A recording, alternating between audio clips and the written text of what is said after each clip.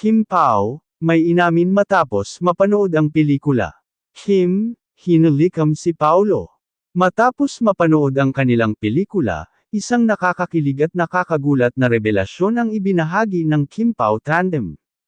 Hindi inaasahan ng mga fans ang naging reaksyon nina Kim Chu at Paolo Avellino matapos ang kanilang private screening, at lalo pang naging mainit ang usapan ng tila may halikan pang naganap.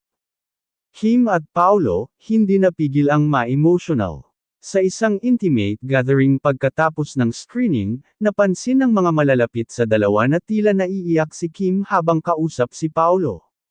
Ayon sa isang insider, parang hindi nito napigilan ang kanyang emosyon at sinabing, "Grabe, ang ganda ng pelikula natin, ang dami kong naramdaman."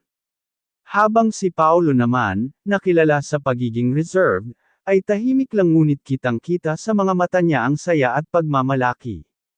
Kim, biglang hinalikan si Paolo. Ang pinaka-shocking moment ay nang biglang lumapit si Kim kay Paolo at tila hinalikan ito sa pisngi. Agad na nag-ingay ang mga nasa paligid, lalo na ang kanilang mga kaibigan at production team na hindi makapaniwala sa nakita nila. Maraming fans ang nagtanong, accident lang ba yun o may ibig sabihin? Ngunit sa halip na magpaliwanag, ngumiti lang si Kim at sinabing, "Basta, happy ako ngayon.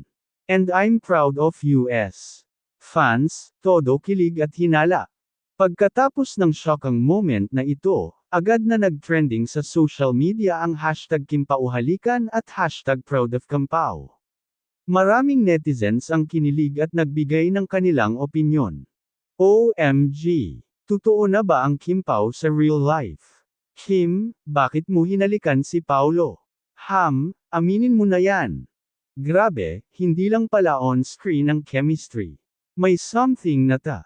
Kim Pao, ano nga ba ang inamin?